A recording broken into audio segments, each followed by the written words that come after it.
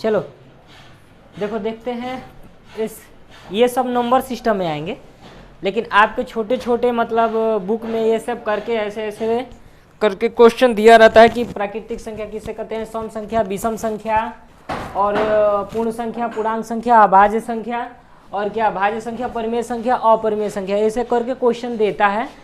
And लोग पूछ भी देते हैं और एग्जाम में भी क्या करता है, आता है। ये हमें जानकारी होनी चाहिए, ठीक है।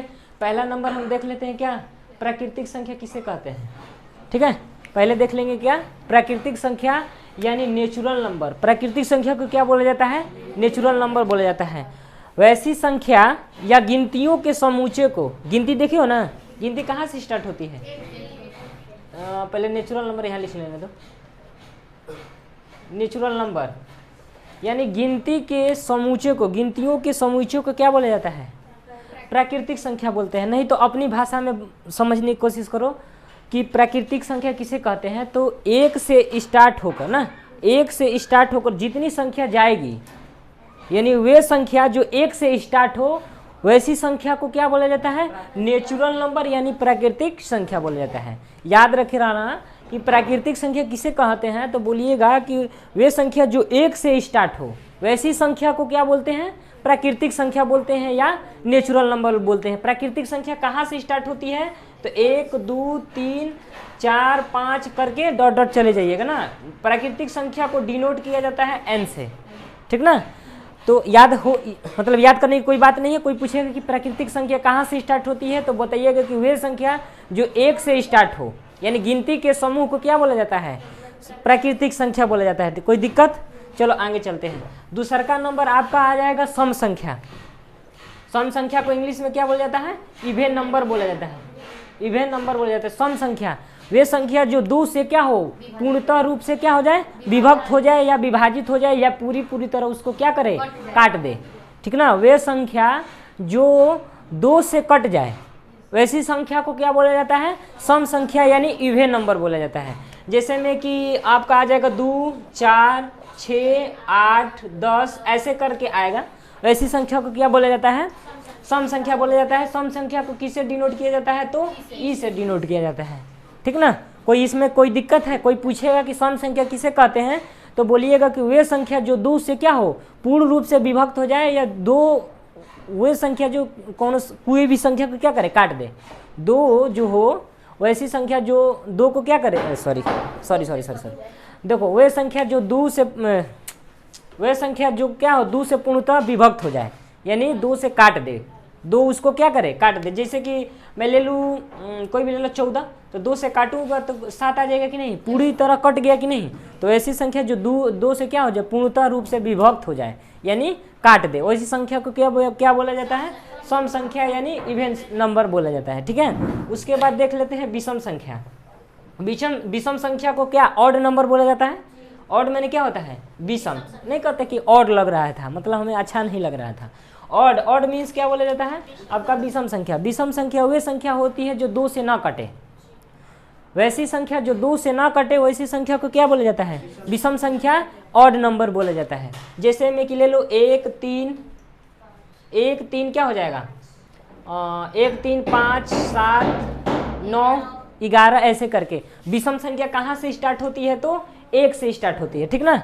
विषम संख्या कोई पूछेगा कि कहाँ से स्टार्ट होती है, तो कहाँ से बताएंगे, 1 से स्टार्ट होती है। 1 3 5 7 9 11 13 ऐसे करके क्या करेंगे, सब चले जाएंगे, बताते चले जाएंगे, ठीक ना। आप कहोगे कि सर 2 क्यों नहीं, तो 2 कट जा रहा है कि नहीं, 2 काट दे रहा है, नहीं कट जा रहा है कि नहीं। तो वे संख्या, विषम संख्या किसे कहते हैं, वे संख्या जो 2 से ना कटे, वैसी संख्या को क्या बोला जाता है, विषम संख्या बोला जाता है। ये ऑड नंबर हो गया, ठीक ना। अब पूर्ण संख्या किसे कहते हैं, समझने की कोशिश करना। पूर्ण संख्या किसे कहते हैं, तो गिनती के लिए थे ना समूह को या समूचे को। समूचे मतलब आप लोग जैसे बालिका हो, ये बच्चों का क्या है, समूचे है, नहीं। तो ऐसी संख्या जो प्राकृतिक संख्या में जीरो भी, उसको भी प्राकृतिक संख्या में जीरो भी शामिल कर लिया जाता है, जीरो को भी क्या कर लिया जाता है, शामिल कर लिया जाता है। तो प्राकृतिक संख्या n से स्टार्ट था, तो 1 2 3 4 5 करके था कि नहीं, इसमें जीरो को भी क्या कर लेते हैं, शामिल कर लेते हैं, ठीक ना। वैसी संख्या जो प्राकृतिक संख्या में जीरो को भी क्या कर लिया जाता है, शामिल कर लिया जाता है, वैसी संख्या को क्या बोला जाता है, पूर्ण संख्या, होल नंबर बोला जाता है। होल माने क्या होता है, पूरा, यानी गिनती तो था ही था लेकिन उसमें जीरो को भी ले लिए, वैसी संख्या को क्या बोला जाता है, पूर्ण संख्या बोला जाता है। पूर्ण संख्या जो भी कहेगा, होल नंबर जो भी कहेगा, कि होल का मतलब क्या होता है, पूरा, यानी गिनती तो था ही था लेकिन उसमें जीरो को भी क्या कर लिए, शामिल कर लिए, वैसी संख्या को क्या बोला जाता है, पूर्ण संख्या बोला जाता है। पूर्णांक संख्या किसे कहते हैं, क्या इंटीग्रेसेस नंबर बोला जाता है, ठीक ना। पूर्णांक संख्या उसे कहते हैं देखो जीरो तो था ही था, नहीं, 0 1 2 3 4 था कि नहीं, उसमें अब माइनस को भी क्या कर लेता है, शामिल कर लेता है, नहीं, माइनस को भी क्या कर लेता है, शामिल कर लेता है। ये 6 था ना, तो 6 था, तो ये 7, ये 8, ये 9 हो जाएगा, ठीक है ना। चलो, ये संख्या जो पूर्ण संख्या में भी जीरो को भी क्या कर लिया, सॉरी, माइनस को भी क्या कर लेता है, शामिल कर लेता है, माइनस चिन्ह को भी क्या कर लेता है, शामिल कर लेता है, वैसी संख्या को क्या बोला जाता है, पूर्णांक संख्या कहा जाता है, ठीक है। फिर से समझो, वैसी संख्या वो पूर्ण संख्या जिसमें माइनस चिन्ह को भी शामिल कर लिया जाता है, वैसी संख्या को क्या बोला जाता है, पूर्णांक संख्या बोला जाता है, ठीक ना। चलते हैं आगे। अच्छा, पूर्णांक संख्या का मतलब कोई बोल देगा कि बताइए, तो आप 0 लिखिएगा, 1 2 3 4 चलते जाइएगा इन्फिनिटिव तक, ठीक है। 8 नहीं, इन्फिनिटिव है गला मेरा सूख जा रहा है। -1 -2 -3, ये भी इन्फिनिटिव तक लेके चले जाइएगा। समझ में आया? इसमें यानी होल नंबर के साथ साथ माइनस चिन्ह को भी क्या कर लेता है, शामिल कर लेता है, वैसी संख्या को क्या बोला जाता है, पूर्णांक संख्या कहा जाता है, ठीक ना। अब चलते हैं अभाज्य संख्या। चुप, अभाज्य संख्या,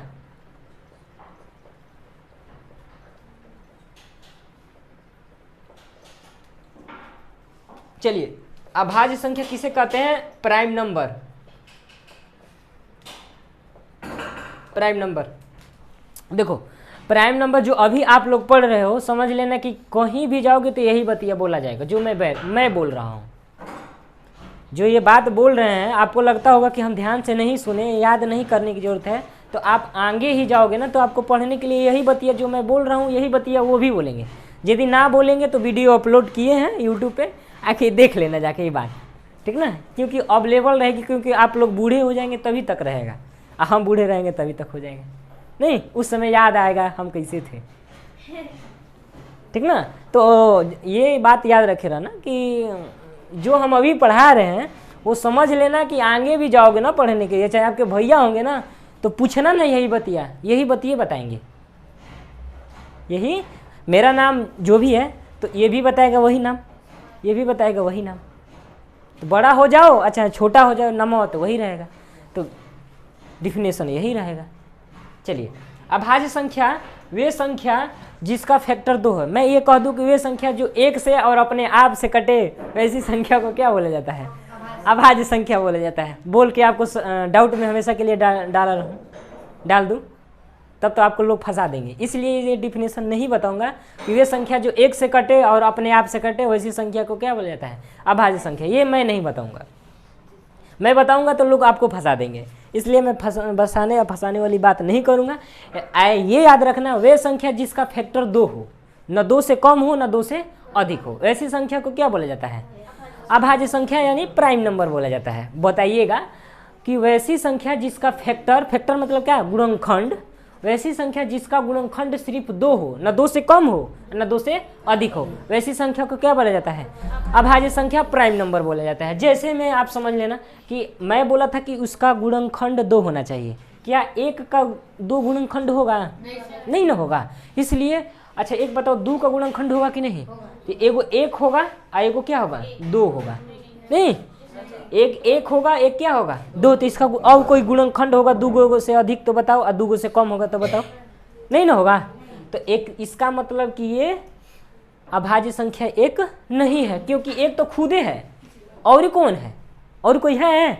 तो ऐसी संख्या जो जिसका फैक्टर 2 हो, न 2 से अधिक हो न 2 से कम हो, वैसी संख्या को क्या बोला जाता है, अभाज्य संख्या बोला जाता है। तो 1 तो नहीं होगा, 2 होगा कि नहीं, आप ही खुद बताओ, 2 होगा कि नहीं, 3 होगा कि नहीं, 4 होगा, नहीं होगा, सुनो, 4 इसलिए नहीं होगा 4 कि एक तो 1 होगा, एक तो 2 होगा और एक तो क्या होगा 4 होगा। तो हम बताए थे क्या कि उसका फैक्टर कितना होना चाहिए, 2 से अधिक नहीं होना चाहिए और ना 2 से कम होना चाहिए। तो एक बात बताओ कि क्या अभाज्य संख्या ये 4 मैं लिख दूं? यहाँ पे नहीं लिख सकता ना, क्या लिख दूं? 5 लिख दूं?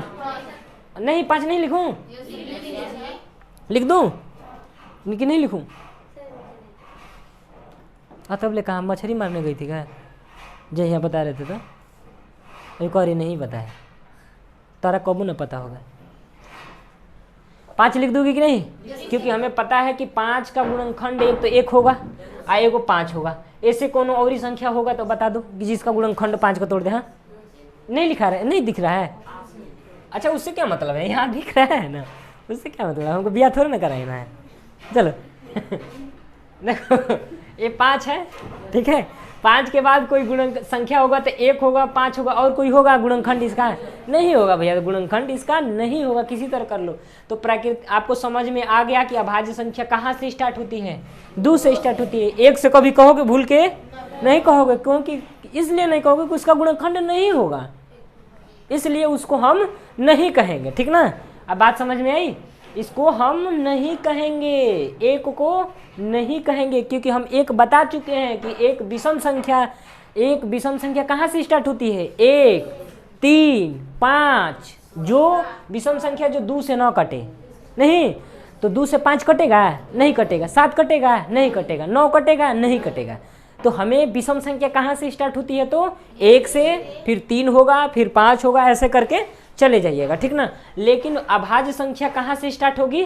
2 से होगी। अच्छा एक बात याद रखे रहना, अच्छा एक बात इसमें भी याद रखे रहना, प्राकृत ये बताने की जरूरत आपको नहीं पड़ना चाहिए था, लेकिन बता दे रहे हैं। अभाज्य संख्या का एक और नाम है हिंदू अरबी संख्या, हिंदू अरेबिक संख्या बोलते हैं, ठीक ना। ये बात नहीं बताना चाहिए, जो कि एचएससी सीजीएल में आ चुका है। नहीं, इसको बोला जाता है हिंदू अरेबिक संख्या बोला जाता है। मैं सोच रहा था कि नहीं बताऊं, लेकिन लोग देखेंगे तो कहेंगे कि सरकारी, अरे सरकारी, हाँ सरकारी जॉब का तैयारी कराता है, थोड़ा सोचना पड़ता है। अभी कल मैं बैठा था ना तो कह रहे थे उनको समझ में नहीं आता कि तुम सरकारी लोग जॉब के लिए पढ़ाते हो या छोटे छोटे बच्चों को पढ़ाते हो।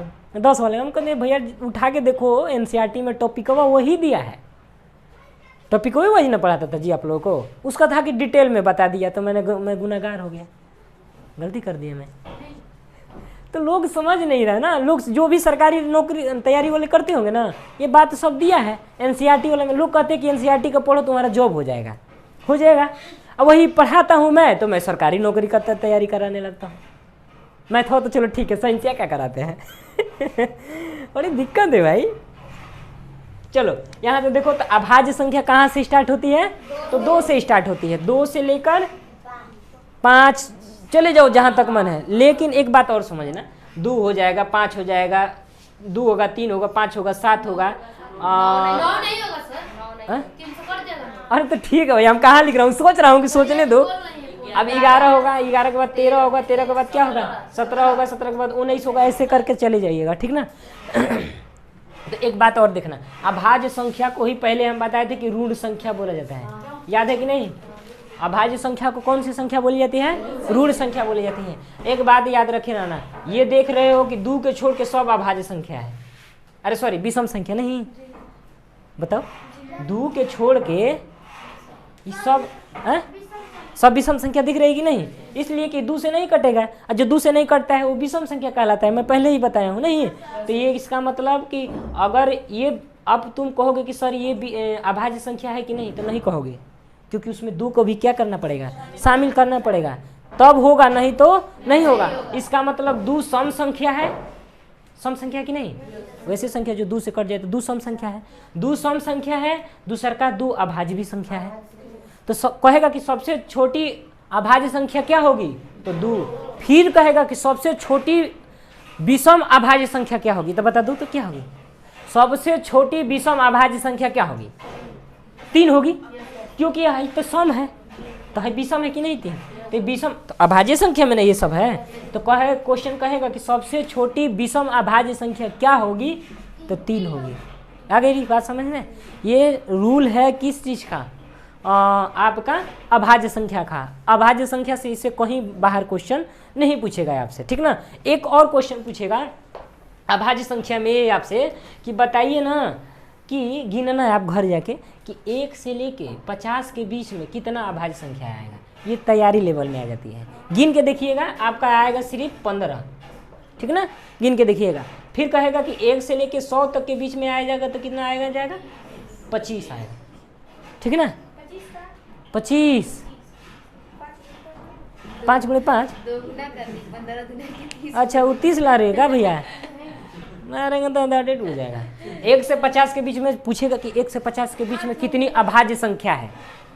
सुनो, 1 से 50 के बीच में कहेगा तो 15, 1 से लेके पूछ दिया कितना उधर तो 100 हो जाएगा। 100 25 हो जाएगा। अब इससे अभाज्य संख्या तो से बाहर जेबे नहीं करेगा, तैयारियों का लेवल पूछेगा तब। चलो अब अभाज्य संख्या हो गया। भाज्य संख्या समझते हैं। भाज्य संख्या को इंग्लिश में कंपोजिट नंबर बोल जाता है ना। तन गला भी खराब है, उधर से आवाज भी आ रहा है, क्षमा चाहूंगा भैया। चलो भाज्य संख्या जो 2 से अधिक गुणनखंड हो।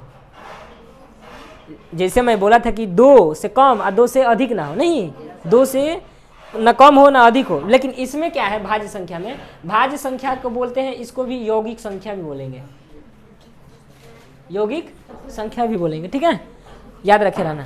अब समझो, भाज्य संख्या वे संख्या होती है जिसका फैक्टर 2 से क्या हो अधिक हो। भाज्य संख्या वे संख्या होती है जिसका फैक्टर क्या हो 2 से अधिक हो। जैसे मैं ले लो आपका क्या 4, ले लो 6, 8, 9, कुछ भी ले लो, नहीं तो इसका मैं फैक्टर करता हूँ तो 1 होगा, 2 होगा, 4 होगा। तो क्या 2 से अधिक नहीं है। मैंने बोला था कि 2 से क्या हो अधिक उसका फैक्टर हो, वैसी संख्या को क्या बोला जाता है भाज्य संख्या बोला जाता है, कंपोजिट नंबर बोला जाता है। क्लियर हो गया।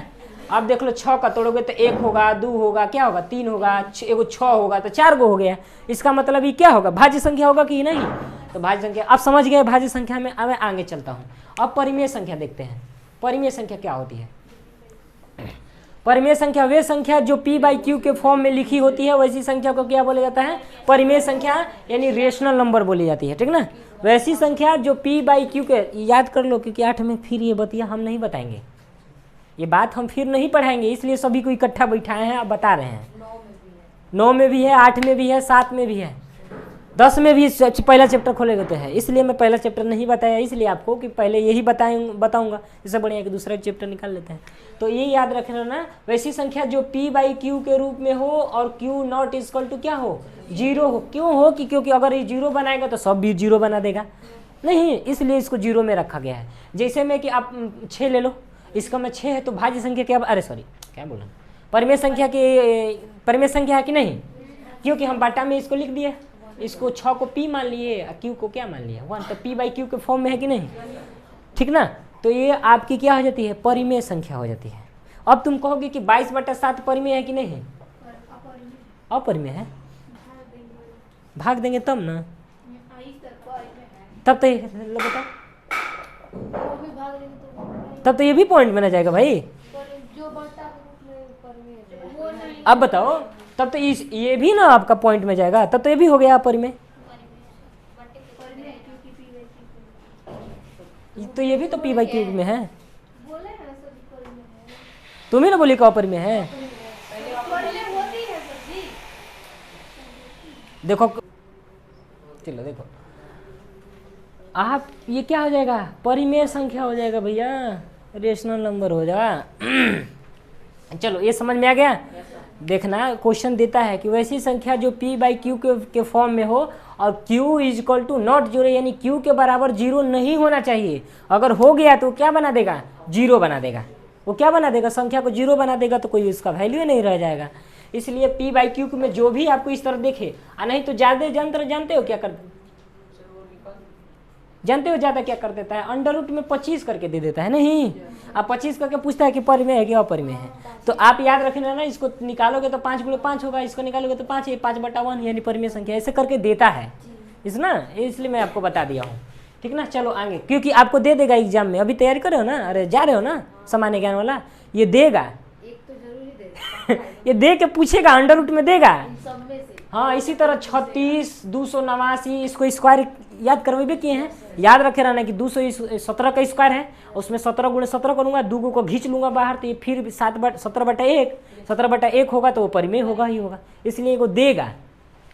ठीक ना, ये याद किए रखे रहिएगा दिमाग में। चलिए ये क्या हो गया, परिमेय संख्या हो गया। अब अपरिमेय संख्या, वे संख्या जो p/q के फॉर्म में ना हो वैसी संख्या को क्या बोला जाता है, अपरिमेय संख्या बोला जाता है। ठीक ना, आप कुछ भी दशमलव लिख लो, पॉइंट में होनी चाहिए। ठीक ना, पॉइंट में होनी चाहिए, आप कुछ भी लिख लो।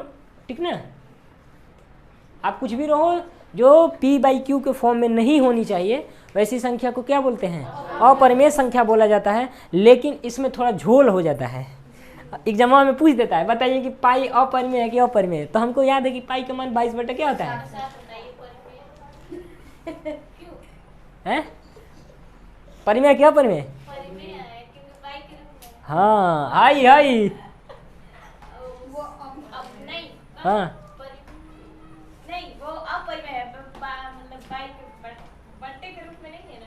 अच्छा आज बट्टे कितने ला के बट्टे में कर दिया, नहीं इसको नहीं हो सकता हाँ है। आपको अगर इसका मान रखेंगे तो वो परिमेय होगा। हाँ तो परिमेय होगा तो 22/7। तो परिमेय कहिएगा ना इसको, हाँ बाकी नहीं है। इसको कहेंगे। अच्छा इसको कहेंगे, हाँ। इसको इसको आप परिमेय। ठीक है चलो, एक तौर पे याद रखे रहना अपवाद में कि पाई क्या है, अपरिमेय संख्या है। ठीक ना, यही से बातों को रखते हैं विराम। जय हिंद, जय भारत।